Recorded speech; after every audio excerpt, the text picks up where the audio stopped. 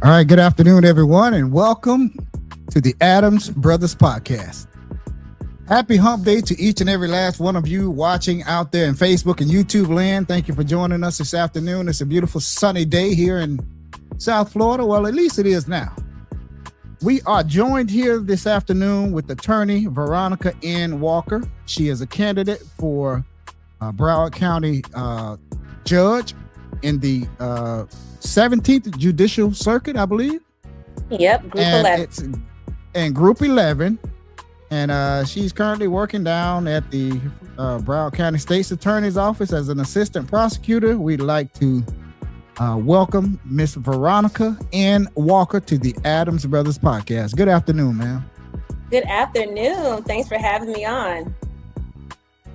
You're very welcome. You're very welcome. And we're happy to have you here. And we hope that our viewers out there in Facebook and YouTube land will be watching so they know who to vote for on August the 18th, which is coming up in about 3 weeks, I believe. So why don't we start out by introducing yourself and tell the voters out there in Broward County a little bit about Veronica N. Walker and who you are and anything you want them to know about you. Yeah, so my name is Veronica Walker. I'm a longtime Broward resident. I lived in Miramar my entire life, so I'm South Broward, not quite Deerfield, but I have been here and I'm dedicated to serving our community. I am an assistant state attorney with the Broward State Attorney's Office. Currently, I'm the chief of our hate crimes unit, where I prosecute crimes where people are targeted because of the color of their skin, their sexual orientation, religion, homeless status, age, disability, and stuff like that, as well as public corruption, where we prosecute cases of police misconduct or government official misconduct. And I've been there for about 10 years now. When I graduated law school, I knew that I wanted to go into public service. My mom was a public school teacher in Miami-Dade County, so I would go to school with her. So although I grew up in Miramar, I went to public school in Miami. I graduated from Miami Central Senior High School, so I know how to be in the fire and fight my way out. So, and from there, I attended Tennessee State University. I know a lot of people disagree with me, but that's the best HBCU in the United States of America. There, I got my bachelor's and my master's in public administration, and then I went to law school. I did teach for 1 year, and in that 1 year, I knew that teaching just wasn't for me. So I decided to take the LSAT and go to law school. My father retired from law enforcement. He was in the Coast Guard for over 30 years. But my grandfather was a barber for 60 years in Nashville. He also was a councilman for 16 years and a deacon at the church. And I would go to the barbershop all the time with him as a kid in the summers and just sit there. And people would come into the barbershop just arguing with all their problems and wanting him to fix it. And I learned early on that to be effective at your job, you have to listen and listen to all of the facts of the problems before you can offer an opinion or a solution to the problem, which made him very successful as a councilman in Nashville. And I took that with me. And so I knew early on that I wanted to be in a career where I'm solving problems. So I went to the state attorney's office, and it was perfect for me because it's a way for me to give back to my community. I'm serving Broward County, and it was a full circle moment for me. After spending years in a county court and prosecuting cases there, I worked my way up to the felony trial unit. And then when we had the opportunity to apply for the hate crimes grant, we received it, and I applied for the position and got it. And I was really happy to get that position because there was an incident when I was in college where I had traveled to Gina, Louisiana for the Gina 6 March back then. And I think it was around like 2007. It was a huge march back then. But nevertheless, while I was there, this man had hung a noose and threatened me with it. And I reported it to the police, and I was able to prosecute my case with the FBI and the U.S. Attorney's Office. And so that taught me early on. And when they came and talked to me about the case, the first thing I said was, well, how can I do what you do? Because you just validated my feelings. I had never experienced that type of racism before. So I would love to do that. And so when the opportunity came for me to work in hate crimes, of course, I jumped on it and I received the position, and I have been in that position since 2021. Yeah. I remember the Jenna 6. You just brought back some memories. I had gonna forgot about them to just now. Yeah. Yeah, I was in undergrad, and how HBCUs do. We have partnered with the NAACP, and they bust us down there, and we was down marching. Yeah. All right. All right. Like I said, it's always a good time to get into some good trouble. So that's some good trouble. So, all right. Well, thank you for that introduction of yourself. And let's talk a little bit about judicial philosophy. It'll lead me into my first question. You're running for Broward County Judge in the 17th Judicial Court, Group 11. Mm-hmm. And my first question to you is, why did you decide now is the right time to seek a seat on the Broward County Court? Quite frankly, when I was thinking about it, I've been here, in court every day. I know people look at the years, but I think you have to look at not the quantity, but the quality of the years. And for me, I'm in the courtroom every single day, and I have been in front of every criminal court judge in Broward County. So I see the temperaments. I see how I understand the culture of the courtroom, interacting with the court staff and the clerk's office and the bailiffs and defense attorneys, witnesses and victims, and handling high volume cases and dockets. And I was thinking, like, why not? I see, I'm 40 years old. I'm at a time in my life where I have gained this experience, and I want to serve my community, but in a different capacity, in that capacity as a judge. I couldn't think of a reason why I shouldn't do it. And so it kind of affirmed to me that I should do it. Okay. I know that answer is kind of off color, but, I have been working at the courthouse for 10 years now. I have jury trial experience. I've tried cases from misdemeanors as small as petty thefts all the way up to homicides at this point. And I investigate my own cases. I file them. I see litigation from the start to the finish. I have gained the experience. So I want to take my experience and contribute to the judiciary in Broward County. Well, I'm a firm believer that you always get that gut feeling when it's the right time to make a move. Mm-hmm. Career-wise. I don't know if it's, for a job promotion or whatever. You always get that gut feeling. This is the right time for me to make this move and advance it to something a little different. It's like another chapter in the book of your life, Yeah. So, and I am a woman of faith, and I feel that sometimes, God could put you in a position to make you uncomfortable, and then you have to explore why you feel uncomfortable. I'm uncomfortable because I'm too comfortable doing it, so I need to challenge myself. And so I answered that, and I'm just being obedient and running. There you go. I like that. And what qualities do you believe in every county court judge must possess? Oftentimes, we all know that they call county court the people's court. People say that all the time. And it's really true, because oftentimes it's the first experience that they have with the courtroom. And hopefully most times that's the only experience they're going to have. We don't want them to go to the circuit court. But I think that to be good at what you do as a judge, you need to be able to have a temperament where you're able to be patient and listen. Everyone has a right to be heard. And I think that sometimes, you get into a position where, some attorneys want to rush the process, like, oh, I don't want to wait for this interpreter. Can we just move it along? But no, you can't do that, because your name is not on the case.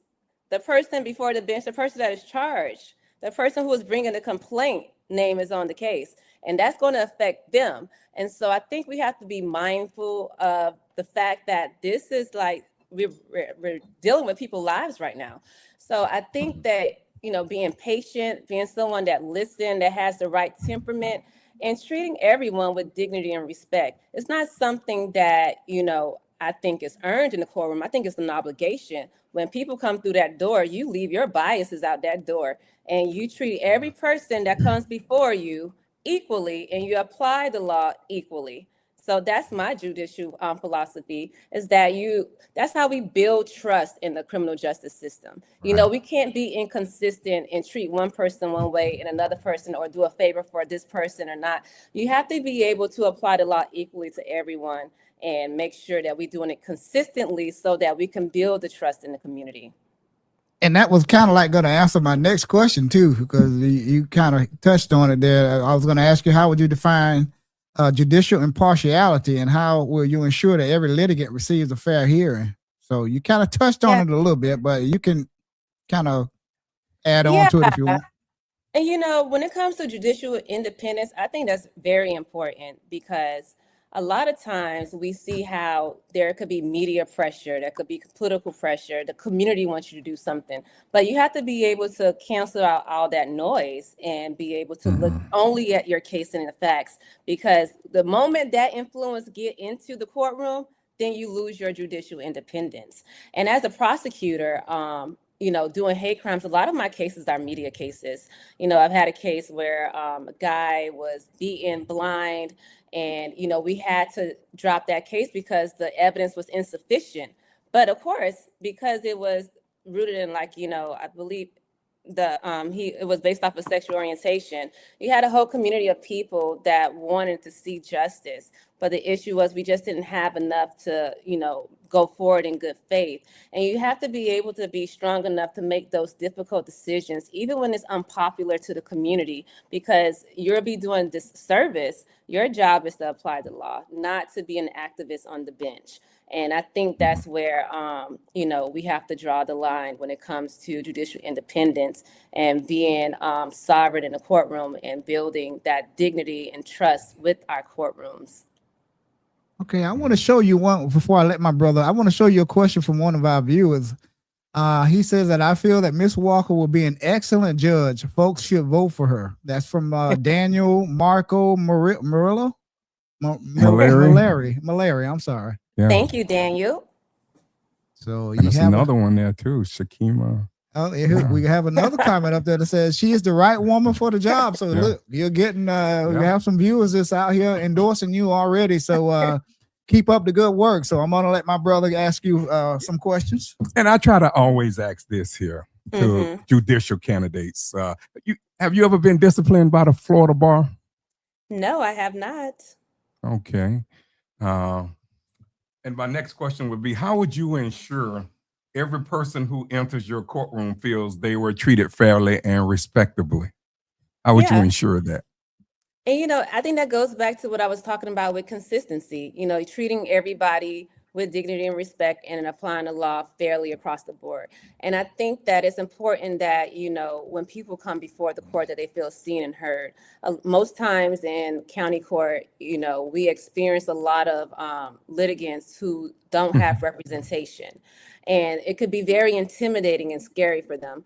And though I can't provide legal advice from the bench, I can ensure that they have the opportunity to speak on the record, that they have their access to justice, that they are being seen and heard, just like any other person in the courtroom, you know. And if there's any available resources, you know, that I can provide, then of course I'm going to do that. Whether that person may be someone who doesn't speak English.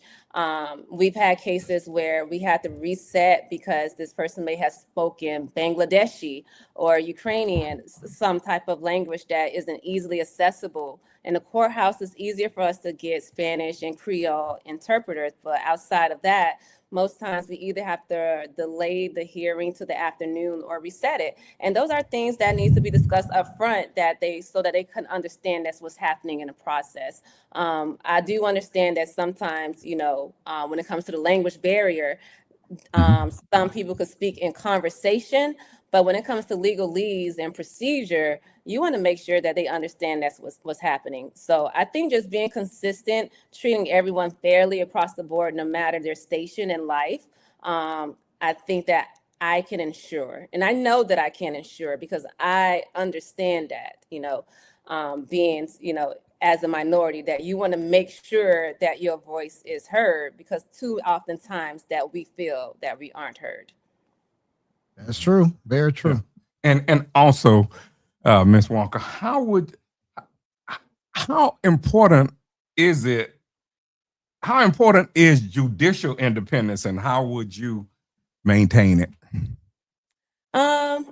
Judicial independence is very important. You know, like I stated, you don't want the outside noise to come into the courtroom. You know, and sway your decisions. You have to look at the statutes and the Constitution and the binding precedent and the case laws that came before us, and you apply it to the facts as given.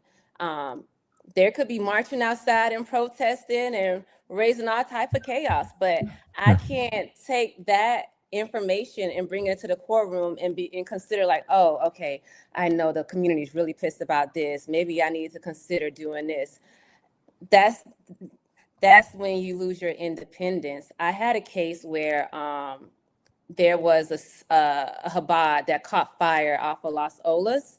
It was a charging decision that I chose not to go forward with a hate crime because the alleged defendant, tried to set fire to a coffee shop. So I couldn't prove that, he intentionally did it because of a religious reason.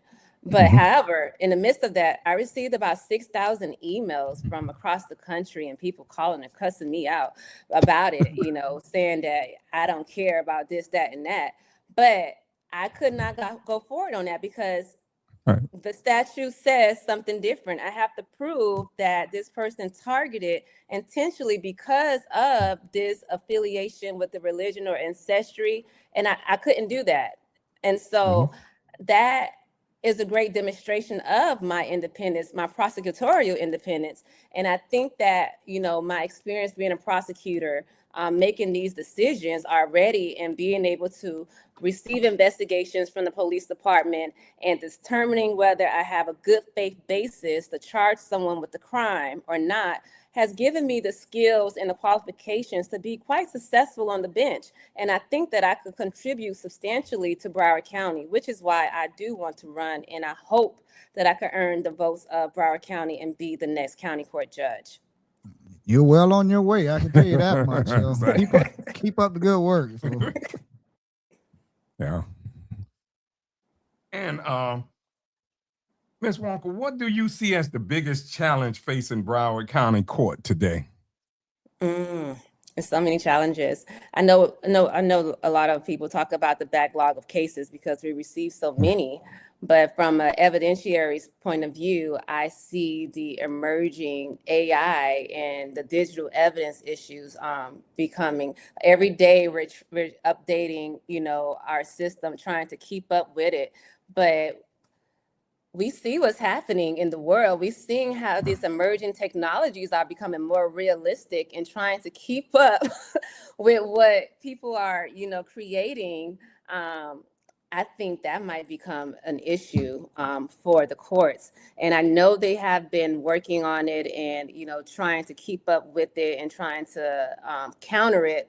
But it seems like one of those situations that as soon as you counter it, then there's something new that has emerged in a way of digital evidence. So I think digital evidence, I think the backlog of cases, we had a high turnover of prosecutors and public defenders during COVID. It was like we called it an exodus, and a lot of people left and went into private practice because that's where the money was at. And so when you have that amount of people leaving, our divisions that are normally 3 people per courtroom are now 2. So that means that our attorneys are doing double the work. And so having the staffing and having enough, I think that Broward County should actually look into opening more divisions, opening more courtrooms, because just to keep up with it, because it's a lot of cases. And what about like little satellite courthouses around the county? How do you feel about that? So as a prosecutor, they send us the satellite during our county years and misdemeanor. And so I was sent to the Hollywood location, South Satellite. they need to update the courtrooms for number one, especially Hollywood, because I felt like I was like, why am I here? But I did enjoy it there because that's where I learned how to case file. In the satellites, we do a lot of traffic criminal cases, and we do a lot of cases where there's cases where defendants are violating municipality laws. So you get a lot of homeless cases there as well. I don't think that, I think the satellites are pretty good. I didn't see an issue with them. I think we had court maybe like 3 or 4 times a week, but I can only speak to South Satellite. I can't speak to the North or the West because that's where I was assigned. But I enjoyed being at South Satellite. Yeah. I didn't have any complaints. I've been to the North. You know, you one, at South Satellite, you're not at Central, so you know you kind of away from the, you know, the eye. We got one here in One Deerfield. Deerfield up here, North Satellite. Courthouse in Deerfield. Not that That's busy, right. but most of the things they're very important things. They'll send you downtown for that. So. Right, because if you want to request a jury trial, then you have to go downtown. But the satellites can handle bench trials and your traffic criminal cases and small claims. Right. Okay, let's talk. Okay, I'm sorry, I didn't mean to cut you off. Go ahead. Oh no, because you mentioned North Satellite, and it made me think about the seat that I'm running for. It's an open seat because there is a judge in the North Satellite that is retiring. DeLuca, was it DeLuca or something like that? Yeah. Okay. All right. So let's talk a little bit about your experience. We know you work down at the state's attorney's office and as assistant prosecutor, and I'm sure you've been in all kind of situations down there, difficult situations. But can you describe a difficult legal matter you handle and what it taught you about justice?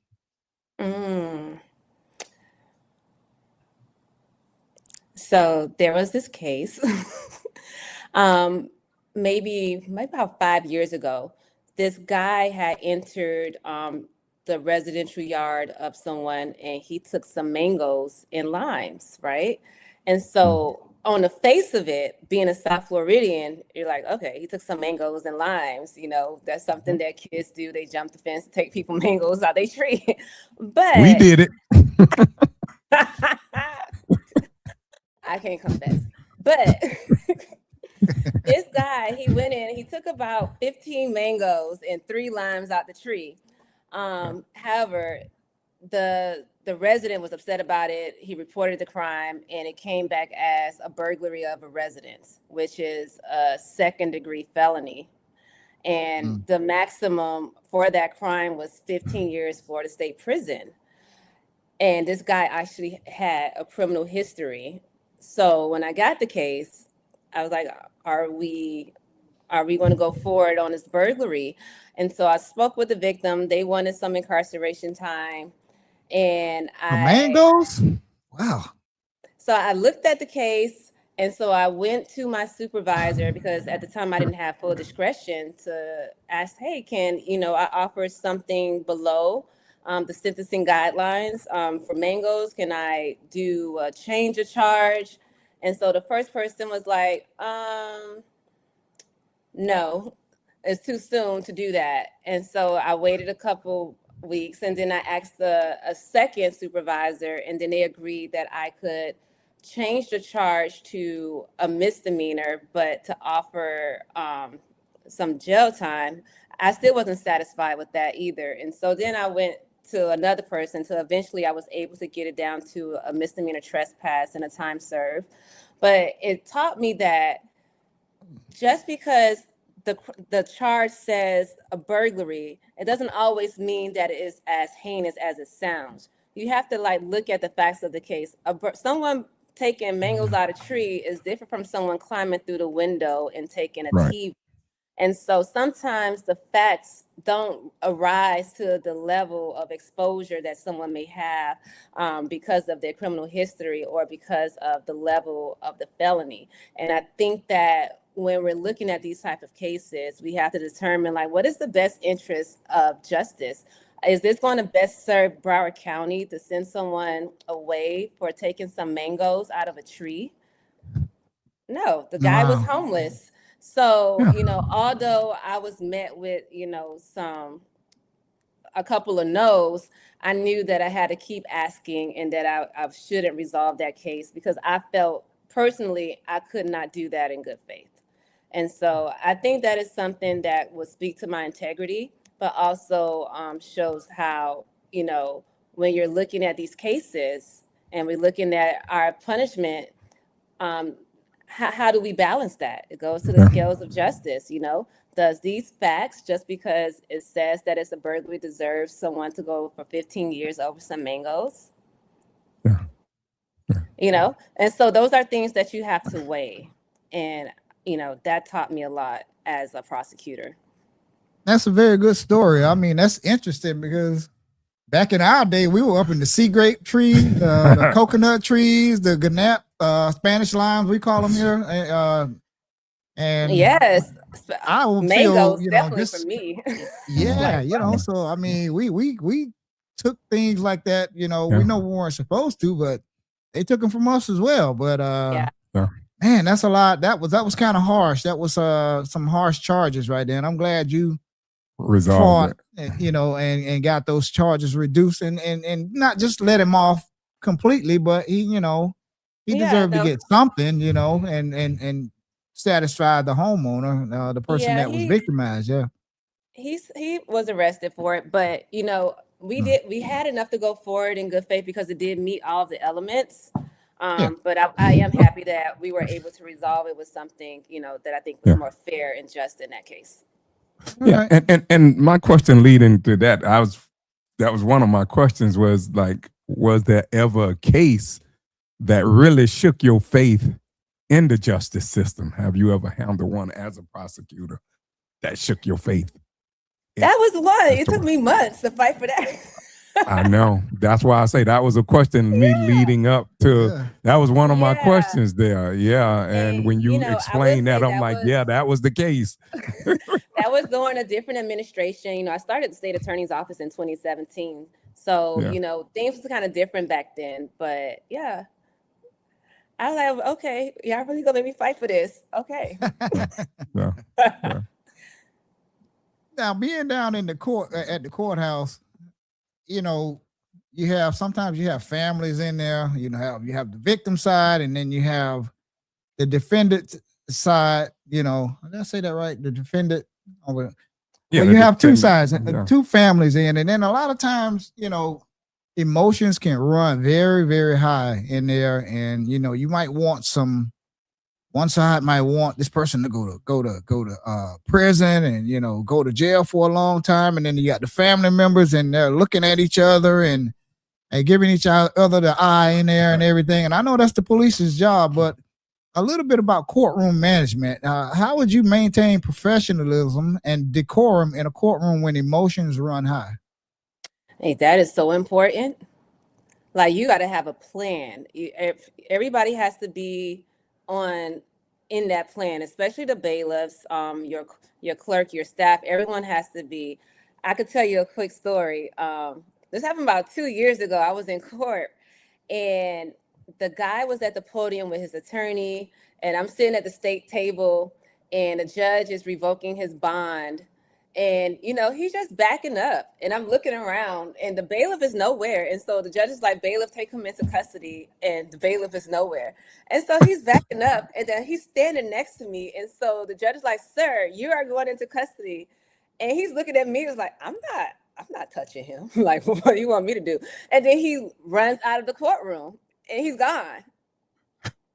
And I'm just looking like, it's not my case, but the thing is, when there's no order, things get out of order. And, now you have this defendant that has left the courtroom who needed to be remanded into custody, but you didn't have anyone there. And so I think it's really important that, you have your players in place and you be able to maintain control of the courtroom. And sometimes you do have people in the gallery that, that speak out of turn, where you're in the middle of a hearing and they want to testify on behalf of their loved one, or they want to talk to someone in the gallery box. Man, you can't talk to people in the gallery box, but you have to nip that in the bud immediately, because if you let it fester, then everyone will start to do it, and then you lose control. And so I think you just have to be on top of it, and stick to the rules of the courtroom that you want to instill there. For me, I will make sure that I have my staff in place. Don't take no bathroom break when I'm trying to remand someone. But yeah, just being having everyone in place, I think that is very helpful, because you don't want that. That could be a public safety issue. And that wasn't my case. I wasn't a prosecutor on the case, so I don't know what he was charged with. But I thought about it. I'm like, what if the victim was outside? That could have been really bad. And I want to share a little story, because I remember when my emotions were high, when my brother was, he can probably attest to this too. And we were down, and when our sister was murdered back in 86, 87. It happened back in 86. And we talked a little bit about it off camera, and it was unsolved. It was a cold case for 27 years. And finally we were sitting in the courtroom, and it was 2015, 16. 2015. It was we were sitting in the courtroom, and they were about to sentence this guy that killed our sister. And the judge, she took control of the courtroom. She could tell, because this is like 20, almost 30 years of frustration. And she said, I don't want to call her name, but she said, I don't want you to look at that person, the defendant. I want you to look at me. And I felt, I kind of got a little angry. But we waited 30 years for this, and now you're going to tell me that we can't look at this animal? Talk to the court. So my emotions started getting really, and I started shaking and everything. And I'm like, I don't think that this is right. And I started to say something, but I didn't want to be held in contempt of court and get taken off the jail. And the time when I'm speaking, I have to look at the judge and tell my story of, and the press is there. And the defendant is over there with the smirk on his face, like laughing at us the whole time. After you murdered our sister, and then 29 years, and then we're sitting there, and we can't even look at him. I didn't.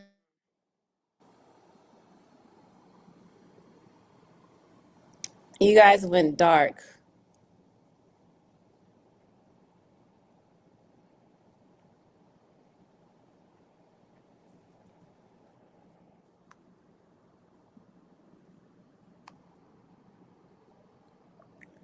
I can't see you guys. I can't see or hear you.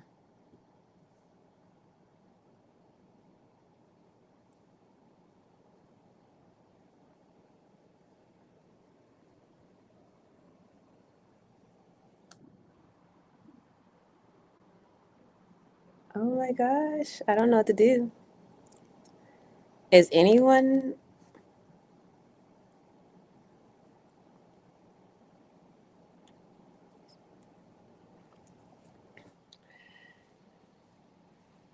I think can you guys see the Adams brothers? Can someone comment that they're on or not? I can't tell. Well, until they come on, I would talk a little bit more about myself. But as I stated, I'm a prosecutor at the state attorney's office. Been there for the past 10 years, prosecuting cases and hate crimes. I prosecute county court cases. In county court, I dealt with a lot of high volume cases and a lot of high demand. And I think that definitely prepares you to deal with high stressful situations. There were times where we would have about 100 cases on the docket that we would have to schedule for hearings, and being able to handle all of those hearings at one time with just another prosecutor, I think that definitely prepared me for this new role. And then there were times where, the judge would put 20, 30 cases on a Monday for jury trial. And you just have to be prepared for all of them, because you can only try one case at a time. So it definitely was, a trial by fire situation. Oh, okay, they're back on. I was just talking. Yeah. Okay. Yeah, we I like can't hear you. strange. Y'all on mute. Strange. Okay, I we can't on hear mute. it. Okay. Let me unmute her. mics again too. I was going to improvise. Yeah. I started. I was like, I'm live, so. Give us a second here. Let us check. But you Yeah, guys just have to check the connect mic. to the audio. Yes, yes.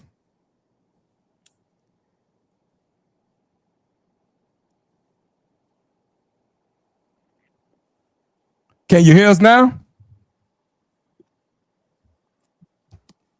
Can you hear us? Can you hear us?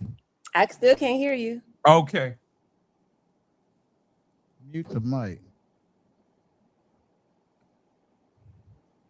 I'm trying to figure out high vertical.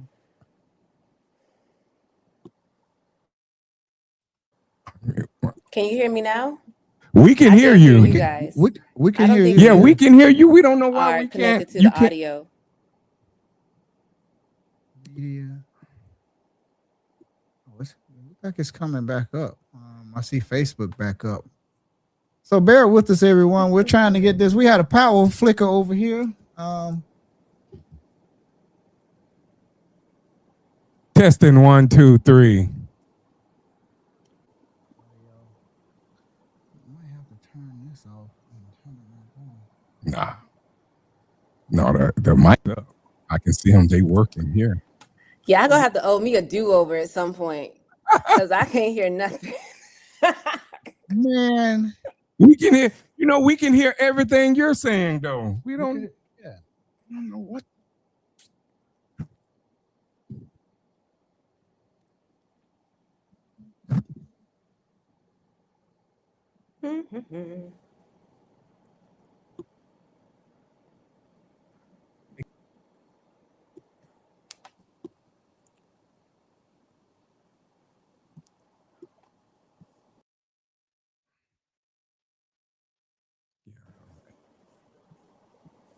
Still can't hear us?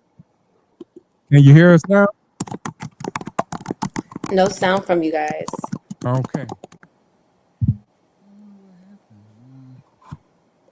Check the microphones here. What are the microphones out on here?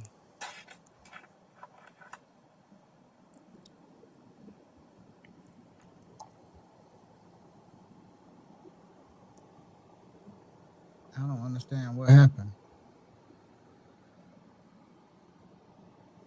Okay, I'm going to hang up and rejoin. Okay, thank you. Yeah, do that. Yes, yes.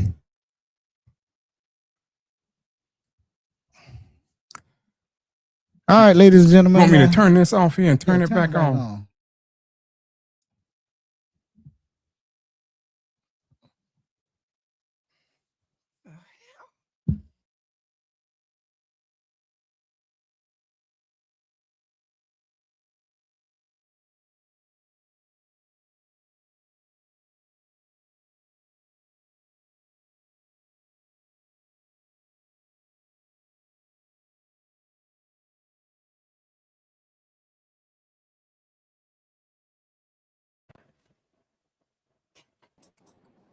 Can you hear us now, Ms. Walker? I can hear you now. Strangest thing haven't happened in about 5 years. All of a sudden, we lost power over here. The whole street over here lost power. Yeah. What?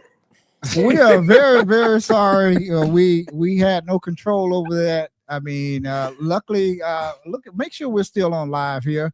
If you want to do over, we could do another do over, but it's still live though. Yeah, yeah, we didn't. Oh man, you talking about?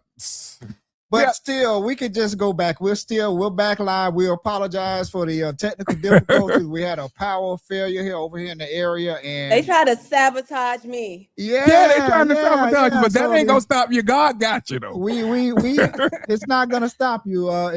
Even after this interview, we'll bring you back again for a second one again. So we'll just continue with this one here, and we'll put the full video up on both of our platforms. So we can go back in now. And I was telling the story before we were rudely interrupted by the power company that I was in the courtroom and I was facing the judge the whole time. And my emotions, we were talking about courtroom management and how she handled it.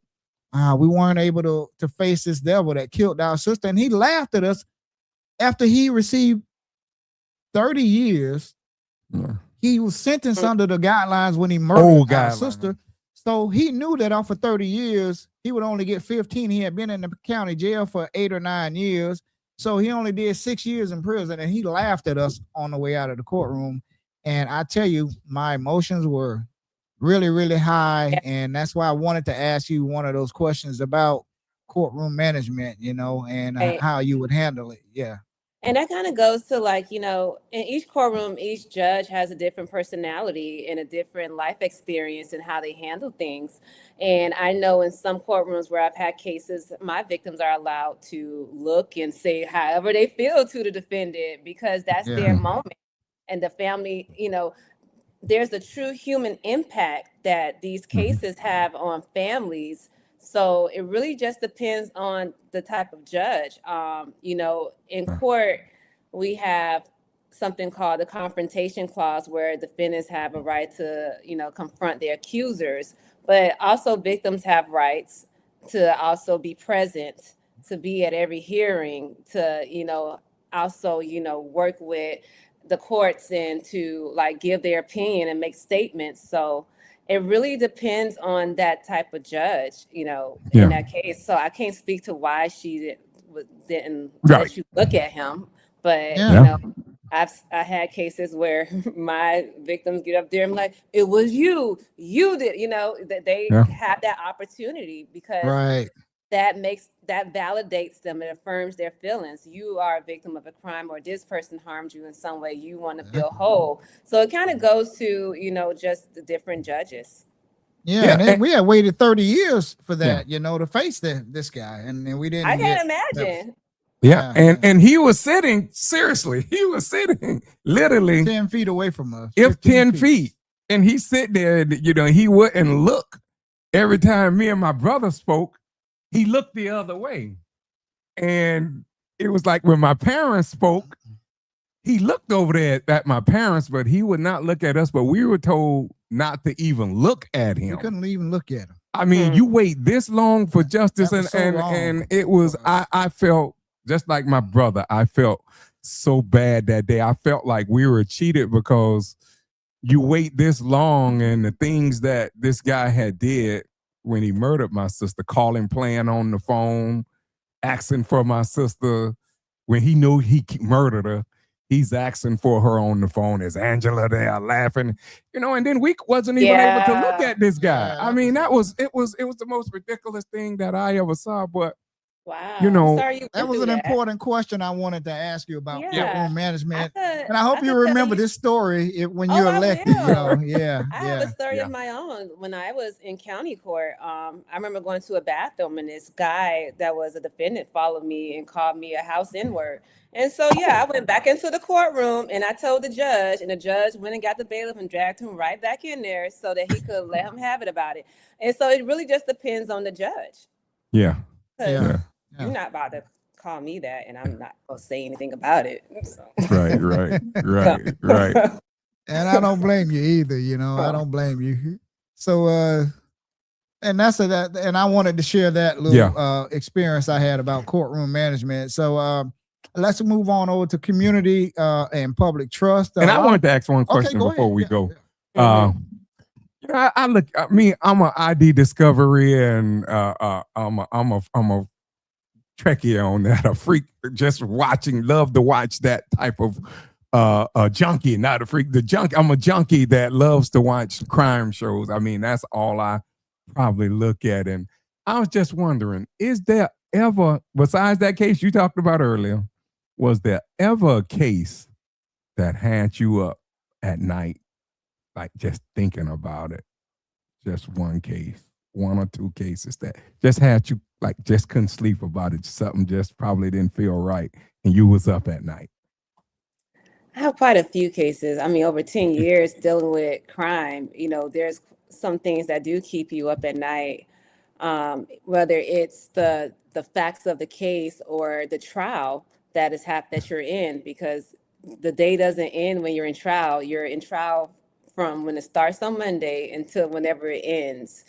And, you're up wondering, like, okay, is this witness going to do what they they said they were going to do, are they going to say? Because a lot of times we put people on the stand, and then what they stated in their statement may be different to what they say on the stand. And so it's like, Yeah. okay, they gonna think I didn't, change the evidence or whatnot. So there's things that do keep you up at night. There was this one case that bothered me where it dealt with someone who was, I think he was 20 years old at the time. In the state of Florida, we have this youth offender law where the offense could file it, and you could be sentenced under the guidelines with a maximum of about 6 years of prison, or no, it's 4 years of prison, 2 years of probation, but it wouldn't be the full exposure.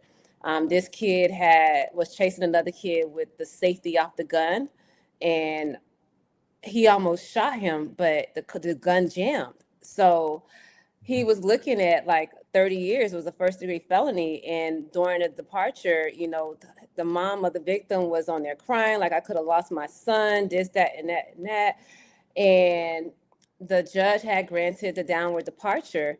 And, I was just thinking, it would keep me up like, okay, was that the right decision? Like, this kid could have actually killed this kid, and the entire thing was caught on Ring camera. Oh, And wow. nowadays, our juveniles, they commit these crimes and they record everything, every single thing. I had another case where this kid was like 14 years old, and these two girls knock on the doors like, hey, come downstairs, you want to play. He was someone who struggled with his sexual identity. And when he got down there, it was like 20 boys, and they jumped him, and they would call him all type of homophobic slurs. And the entire thing was on Snapchat.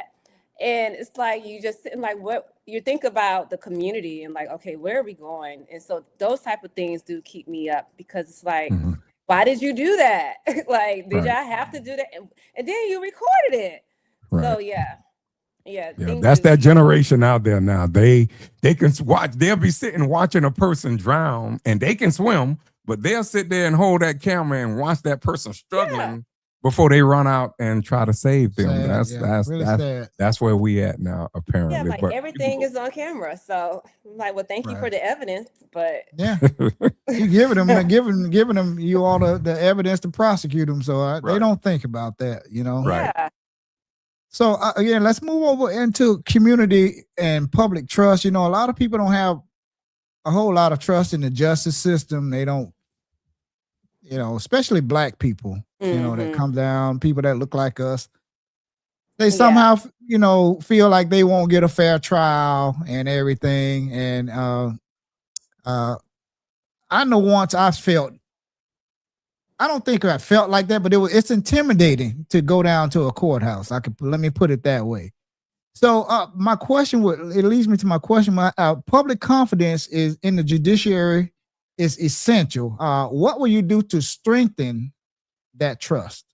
The judicial system. I think it's what can you do to strengthen it? Right. I think it's very important that, judges are servants of the community. I mean, this community is the one who is paying their salary.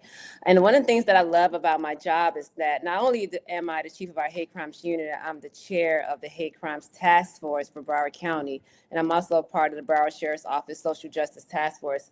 And on those task forces, I've had the opportunity to facilitate town halls throughout Broward County to discuss the very issue of how to file a case, what are hate crimes, how to prosecute the case, and to hear directly from the community about their issues with the public, trust in criminal justice system. And, a lot of times, you just sit there, and sometimes the community just needs a vent, and you just got to like listen and just let them go off, because a lot of times they don't know how to prosecute these cases. They don't understand the rights that they have. And they're not reporting these crimes, and then they believe that, no one wants to help them. But it really is just the lack of education when it comes to how to, report a crime.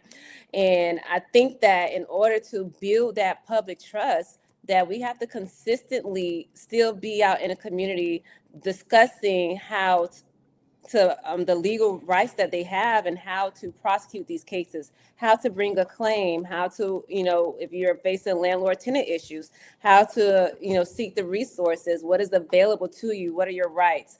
I don't think we have enough programs or enough opportunities for organizations to go out into to the community and to discuss that with our community, or people showing up when people do organize these things to discuss.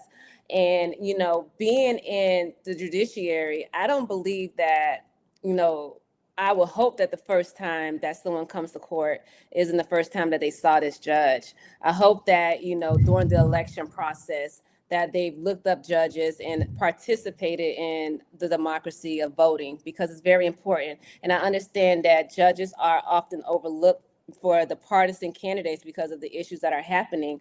But for too long, we look at the news and we see a ruling that upsets the entire community. But then as the question is, have you looked into voting for your judges? Have you looked into their backgrounds? Are you voting to maintain the judge? Are you making your complaints known to the right governing bodies regarding the judge? The judges have a direct impact on the community. And I think that, the community should hold their feet to the fire. We are at the service of the community. As a prosecutor, I am at the service of the community. And when there is a case that the community doesn't like, then they raise hell about it.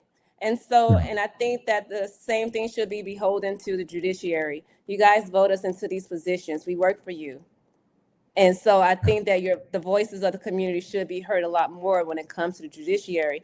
However, me personally, I already do the work in the community, and I don't see myself stopping doing the work in the community. I am dedicated. I love speaking with people, which is why I wanted to do the county court instead of the circuit court, because in county court is a lot more array of people. We have a lot more cases, and I know how to work under those type of demands. Yeah. And that leads me to like what you were saying, kind of what you were saying. How do you respond to criticism of judicial decisions? How would you respond to it? I mean, if I'm a judge, right, how I would respond, you take it, just like if you criticize me as a prosecutor, I take constructive criticism and I look at it. And if it's credible and it's something that I could change or reason with, I take that into consideration. I would seek out mentors of like judges who have already been on the bench for a long period of time to see how they've handled certain situations. Also continue with education with the judicial colleges and conferences, making sure that I'm up to date on everything. But my goal is to continuously be the best that I can be and contribute the best that I can to Broward County. And that would be, being up on the case law. The case law is ever changing. If a judge tells you that, oh, I don't have to look at it, then I would question that, because the laws change all the time. Every time they go to Tallahassee, there's a new law that you have to study. And so being able to study those laws and apply them, I think that it's really important that we continuously be students of our craft, and that includes judges. And you answered. I mean, you answered. It's like you know what I'm gonna ask. You answered, because I was gonna ask you, how would you keep up on the law? CEUs. And you answered all of that. Continue with education. So you answered. That's why y'all should vote for me. I tell you, you're clicking on all cylinders. I tell you, man, they're gonna love you when they watch this interview, even though it was interrupted by the devil. But we're doing okay. Yeah. And on the ballot, in my opinion, this is just my opinion, I believe when it's time to go to the polls and vote, I believe that they don't tell you enough information about these judges. This is the reason why we have this podcast interview, to let the people see who Veronica Walker is, and look at the interview and look at the question that we're asking you, and to hear how you're responding to them. And your demeanor, how calm you are, and again, when you get there to the poll, it's only going to say, should I retain this judge, or should you not retain this? That's why you have to do your homework. And I hope the people out there are watching this interview, because again, you've been clicking on all cylinders, and you're doing a very good job despite the little glitch we had there. And we will do a do-over too. And I have one more question for you myself. About that. How would you respond if you believed a fellow judge was had acted unethically? How would you respond if you knew a judge was acting unethical? Then there needs to be a conversation. You know, of course, it wouldn't be something that's public, but if I saw that, you know, just like as an attorney, judges have a responsibility when they see attorneys acting unethically, to take them to the side and have that discussion, and then they may be required to contact the Florida bar to report that unethical behavior. However, when it comes to judges, that is huge because of, like we stated before, the impact that they have on the community.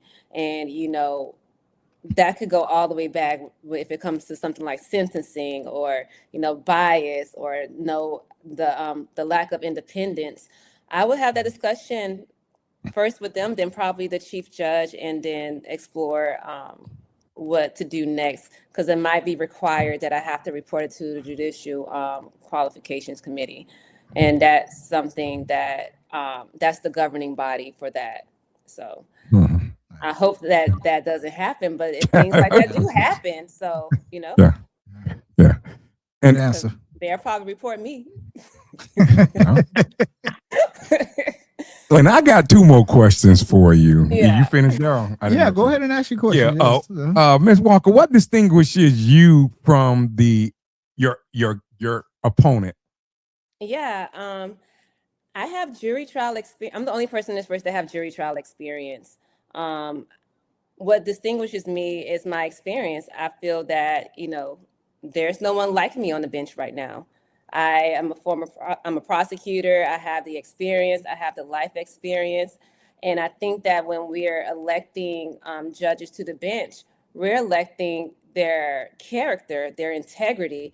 And I'm someone that has built my career dedicated to service. And so for me, I think it's really important that you have someone that's on the bench that has the temperament, that has the control, that is able to treat people fairly, that has kindness and could treat people with, you know, dignity and respect when they come into the courtroom. My years of being a prosecutor has given me much more experience than I would if I did 20 plus years in private practice, due to the fact that I'm in court every single day and I'm before every single judge, misdemeanor and in felony courtrooms. And so I think that what I have is unique, especially being in the hate crimes unit. I have the opportunity to interact with all types of cultures. And so when I'm on the bench, I understand the Jewish community. I understand the Muslim community. I understand the LGBTQ+. I understand the Latin. I understand the different colloquialisms that each culture brings. And I can help with understanding the facts of the case or the story that's being relayed to you because I am in the community. And I think that sets me apart in my race. And I think that because of all of those reasons, that I am the better candidate for county court judge. Well, you answered my second question, all in that one there. But have you got any major endorsements? Can you list some of your like civic organizations or something that you're a part of? I am a part of the TJ Reddick Bar Association, the Black Women Lawyers Association, part of the Broward Bar Association and the National Bar Association. I'm a member of the NAACP. I am the Vice President of Social Justice and Legislative Action for the National Black Prosecutors Association. I have been endorsed by the Sun Sentinel. I have been endorsed by the Police Benevolent Association. I have been endorsed by Bless Broward. I have been endorsed by Florida Rising. I have been endorsed by Hispanic Vote. I have been endorsed by, there's one more. I know I'm missing it. Hold on. I want to make sure I did all of them. The Virgil Hawkins Bar Association? I am a member of Virgil Hawkins, and I've been Yeah. endorsed by AFL-CIO, which is the union service organization. Mm-hmm. And again, I know you answered this, but what message would you leave with voters who are undecided right now in this race? The message that I would leave with voters who are undecided. That's a good question. If you are undecided about the race, I ask that you look into my background. You look into my opponent's background. Everything is public record. We're attorneys, our cases are public record. You can go onto the clerk's office and pull our cases and see what the work that we have done and the type of areas of practice we have done. I have been dedicated to this community, and I knew when I graduated law school that I didn't want to go into private practice. I wanted to work for you guys. I wanted to work for Broward County, and I haven't deterred from that way. I'm not looking to go into private practice. I'm just looking to go and serve Broward in a different capacity. I know that I have the character to benefit the bench, and I know that I will treat everyone with dignity and respect. It is kind of difficult sometimes to campaign as a judicial candidate because there's so many rules. We must run as nonpartisan. That means that, I can't speak to political issues. I can't identify whether I'm Democrat or Republican or independent. It is strictly nonpartisan to protect the integrity of the judiciary and so that there's an objective opinion. And so on August 18th and during early voting, it doesn't matter your party affiliation, everyone gets to vote for the judge and everyone gets to vote for the school board members because it's nonpartisan races. Mm-hmm. Our history has shown us that the fight has been too hard for us to vote. And I would hate for us not to exercise that right. Too many people die for us. And I think that for us to silence ourselves by not participating in the voting process is quite disappointing.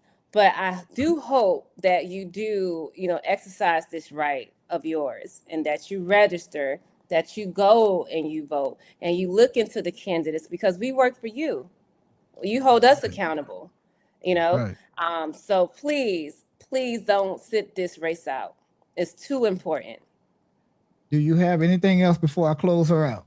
That is it. Okay. That's all. You know what? No. You did an excellent job. You answered every question. I mean, I had questions here, and you answered them. You did very well. You just went right into the next question on a lot of them. So you did very well, and you kind of did it here. I was going to give you 2 minutes. Yeah, and I can still do it. Yeah, I can still give you your 2 minutes, like I give everybody else.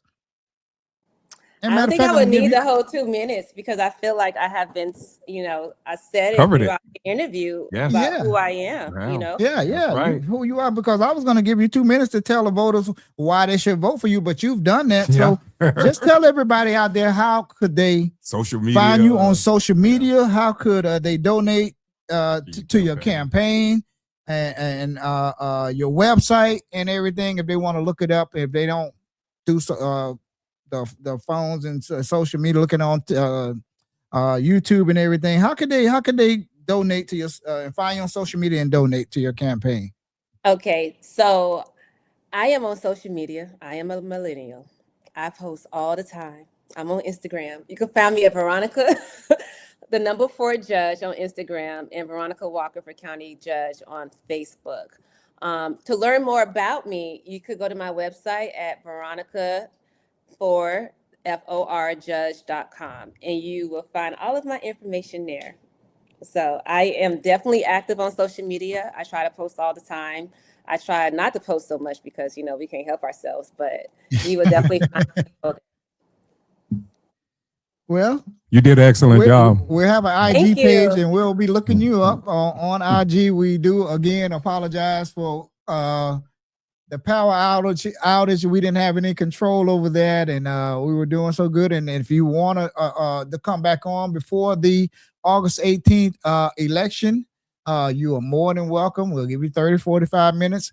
And tell everybody when is early voting. Early voting starts when? Yes. So if you registered to get your vote by mail, you should have it in the ballot now. I mean, in the mailbox now, or it should be coming to you soon. The last day to register to get a mail-in ballot is August 6th. Now, early voting begins on August 8th from 10 a.m. to 7 p.m. through August 16th. And then the election day is August 18th. So we are less than 20 days away. 20 days to win it. And I just ask that you please share my campaign and my candidacy with your friends and family. Tell 5 people and ask them to tell 5 people. I really hope that I have gained your support in your vote. That is my desire. And it's my desire to serve you guys as your next county court judge. Thank you so much. Wow. Well done. You did a good job. Thank you. We're happy to have you here on our podcast, and thank you so very much for answering those tough questions. We believe they're tough questions. We put a lot of thought into these questions. So, and I love the stories. And the stories. The stories were excellent. So, hey. Thank you. Okay, we've been talking to Veronica N. Walker. She's going to be on the ballot on August the 18th. She's running for Broward County Judge, Group 11, and she's asking for your vote. And you did very well, and I think you're well on your way to being the next county court judge. So thank you for being on our podcast, and enjoy the rest of your evening. Good interview. And hang on one moment. We want to talk to you off air for a moment. Okay.